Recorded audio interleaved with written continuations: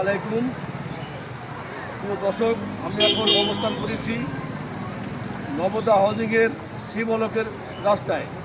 এই সড়কটি দিয়ে নবীনগর ঢাকা উদ্যান চন্দ্রিমা যাওয়ার একমাত্র রাস্তা। এটা পানি তলিয়ে গেছে, আজকাল জনগণের চলাচলের খুব ব্যাঘাত করছে। তো সম্ভবত এখানে যে শনির বিলে যে সুইচ গেট আছে, সুইচ গেটটা হয়তো বা বন্ধ। সুইচ গেট যদি খোলা থাকতো তাহলে এত পানি জমার কথা না। আমরা এখন ওখানে যাব, যে দেখবো কি আসলে সুইচ গেট কি বন্ধ না খোলা। সবাইকে ধন্যবাদ।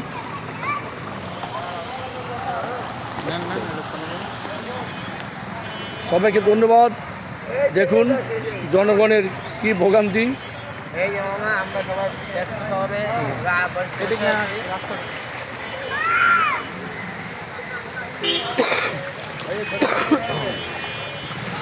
অনেক কষ্ট করে গাড়ি যাতায়াত করছেন,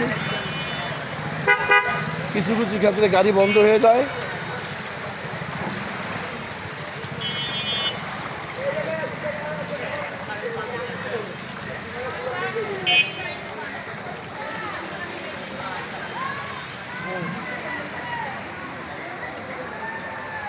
যে দিকে তাকাই শুধু পানি আর পানি, যেদিকে তাকাই শুধু পানি আর পানি। পানি থই থই করছেন।